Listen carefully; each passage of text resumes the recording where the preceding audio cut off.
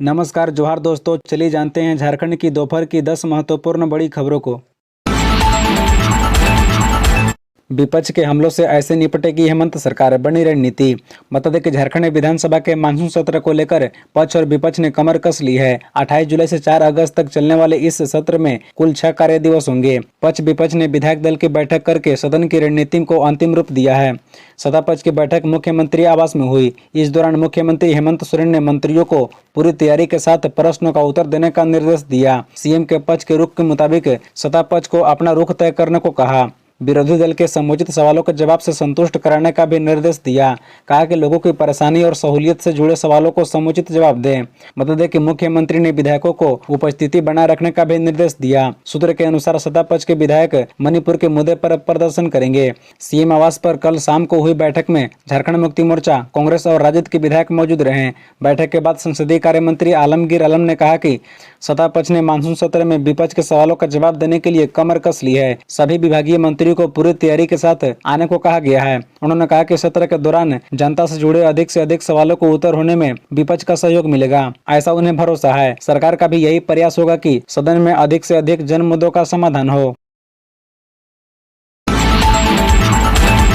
झारखंड कांग्रेस के 3 विधायकों का निलंबन होगा वापस, कैश कांड में हुई थी कार्रवाई। बता दें कि झारखंड कांग्रेस के निलंबित विधायक डॉक्टर इरफान अंसारी, नमन बिक्सल कोंगाड़ी और राजेश कच्छप का निलंबन जल्द वापस होगा। कांग्रेस दिल्ली मुख्यालय से अधिसूचना जारी होने के साथ इन्हें निलंबन मुक्त कर दिया जाएगा। यह तीनों विधायक 3 अप्रैल को कांग्रेस के राष्ट्रीय महासचिव केसी वेणुगोपाल से दिल्ली में मिल चुके हैं। उसके बाद से ही लगातार संकेत मिल रहे थे कि इनकी निलंबन वापस हो जाएगी। बता दें कि जुलाई 2022 में कोलकाता कैश कांड में पकड़े जाने के बाद इन तीनों विधायकों को पार्टी से निलंबित कर दिया गया था। निलंबन के बाद इन विधायकों ने दी गई नोटिस का जवाब भी दे दिया था। वहीं विधायक इरफान अंसारी ने केसी वेणुगोपाल को अवगत कराया था कि पूरे मामले में झारखंड हाईकोर्ट ने गलत करार देते हुए क्वेश कर दिया है। वे तीनों कांग्रेस के सच्चे सिपाही हैं। तीनों विधायकों से क्षेत्र में खुलकर काम करने और पार्टी संगठन को मजबूत करने का निर्देश दिया गया था। अब बता दें कि जल्द ही निलंबन वापसी की भी बात कही गई थी। बोकारो के 5 प्रखंडों से होकर गुजरेगी भारतमाला एक्सप्रेसवे। इन गांवों में ली जाएगी जमीन। बता दें कि भारत सरकार की महत्वाकांक्षी योजना भारतमाला परियोजना के फेज 2 अंतर्गत बनने वाली कोलकाता वाराणसी एक्सप्रेसवे बोकारो जिले के 5 प्रखंडों से होकर गुजरेगी। इस सड़क के निर्माण हो जाने से कोलकाता के वाराणसी आने जाने का मार्ग सुगम हो जाएगा। इस महत्वाकांक्षी सड़क निर्माण को लेकर सर्वे का काम चल रहा है। जहाँ जहाँ सर्वे का काम पूर्ण किया गया है वहाँ रैयतों को जमीन से संबंधित दस्तावेज जमा करने का नोटिस दिया जा रहा है। जमीन सत्यापन का कार्य पेटरवार प्रखंड की गो पंचायत से शुरू किया जा चुका है। अब बता दें कि भारतमाला परियोजना फेज 2 अंतर्गत निर्मित होने वाले कोलकाता वाराणसी एक्सप्रेसवे 6 लेन की सड़क जिले के 5 प्रखंडों से होकर गुजरेगी। जिन प्रखंडों से होकर यह सड़क गुजरेगी उसमें गोमिया, पेटरवार, कसमार, जरीडी और चंदन कियारी प्रखंड शामिल है। बता दें कि भारतमाला परियोजना फेज 2 अंतर्गत बनने वाली कोलकाता वाराणसी एक्सप्रेसवे 6 लेन सड़क के लिए जिले के 5 प्रखंडों से 73.9371 हेक्टेयर जमीन का अधिग्रहण किया जाएगा। इसी अधिग्रहण की गई भूमि पर भारतमाला परियोजना के अंतर्गत एक्सप्रेसवे 6 लेन का सड़क निर्माण कराया जाएगा। विरोध का अतिक्रमण, सर्विस रोड फंसा। अधिगृहित जमीन से कब्जा हटाने गए निगम जुटको को हड़काया। कहा मामला कोर्ट में, वापस जाओ नहीं तो केस करेंगे। बता दें कि कंडाटोली फ्लाईओवर निर्माण में एक पेट्रोल पंप बाधा बन गया है। पेट्रोल पंप और उसके बगल में स्थित एक घर की वजह से सर्विस रोड बनाने का काम प्रभावित हो रहा है। नगर निगम और जिला प्रशासन के अधिकारी 1 वर्ष से अधिगृहित जमीन से कब्जा हटाने में जुटे हुए हैं, लेकिन अब तक सफलता नहीं मिली। इसे देखते हुए गुरुवार को नगर निगम और जुटको की टीम पोकलेन लेकर कब्जा हटाने पहुंच गई। निगम इन्फोर्समेंट टीम मौके पर पहुंचकर पंप के दोनों ओर की संरचना हटाने लगी। इस पर कुछ महिलाएं पोकलेन के सामने आ गई। कोर्ट में मामला होने का हवाला देते हुए तत्काल काम बंद करने के लिए कहा। जब पदाधिकारियों ने समझाने का प्रयास किया तो कहा किससे पूछकर मकान तोड़ने पहुंचे हो, यहाँ से वापस चले जाओ नहीं तो फिर केस दर्ज कराएंगे। बाद में भारी विरोध देखकर टीम उन्हें सिर्फ चेतावनी देकर लौट गई।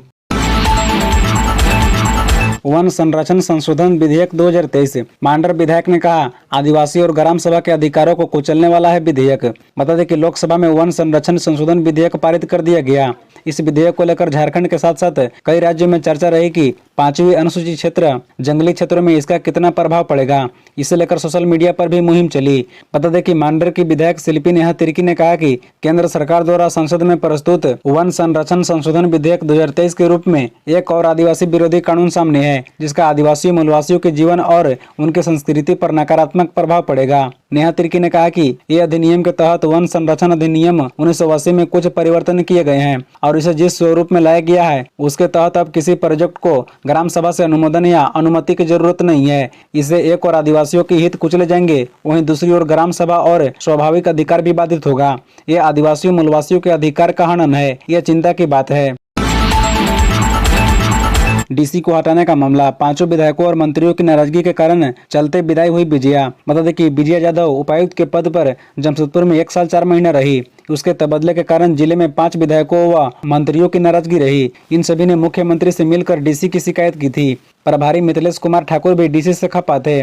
जिले में सत्ता पक्ष के सभी विधायक एक बार प्रभारी के साथ भी सीएम से मिल चुके थे और डीसी की शिकायत की थी कि वे विधायकों की बात नहीं सुन रही है, जिससे जनता को काम नहीं हो पा रहा है। डीसी विजय यादव ने 1 मार्च 2022 को सूरज कुमार से पदभार ग्रहण किया था, लेकिन कुछ माह पहले से मंत्री बन्ना गुप्ता व विजय यादव से असंतुष्ट थे। हालांकि बरहागोड़ा विधायक समीर मोहंती से डीसी के संबंध खराब नहीं थे, लेकिन पोटका के संजीव सरदार समेत अन्य विधायकों की बात वे नहीं सुन रही थी। बता दें कि रामनवमी पर्व से मंत्री बन्ना गुप्ता नाराज हो गए। बन्ना गुप्ता झामुमो के विधायक के साथ विजय यादव को हटाने का मामला सीएम हेमंत सोरेन के समक्ष ले गए। मंत्री व विधायकों का कहना था कि उपायुक्त उन लोगों की बात को तरहीज नहीं दे रही है, न तो सुनती है और न ही सरकार की योजनाओं को सही ढंग से लागू करती है। कभी कभी तो विधायक से बातचीत में ही उलझ जाती थी। सीएम हाउस में शिकायतों की झड़ी के बाद से ही उपायुक्त को हटाने की प्लानिंग तैयार हो गई।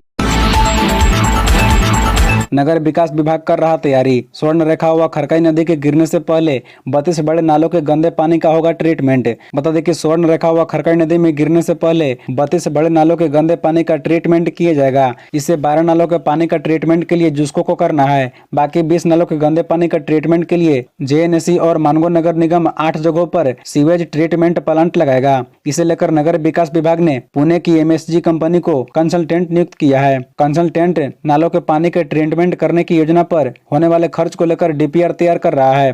अब मालूम हो कि शहर के 32 नालों से रोजाना करीब 3 करोड़ लीटर गंदा पानी नदी में गिर रहा है। इससे दोनों नदियां प्रदूषित हो रही है। हाईकोर्ट ने 2005 में स्वर्ण रेखा और खरकाई नदी में गंदे पानी गिराने पर रोक लगाने का आदेश सरकार को दिया था। इसके बाद एनजीटी की कोलकाता बेंच ने नदियों को प्रदूषण से बचाने की योजना प्रदूषण नियंत्रक बोर्ड जुस्को व जेएनसी को बचाने का निर्देश दिया था। एक बार फिर नदियों को साफ करने की योजना पर काम शुरू किया जा रहा है। बता दें कि पहली बार किसी कंसल्टेंट को नियुक्त किया गया है।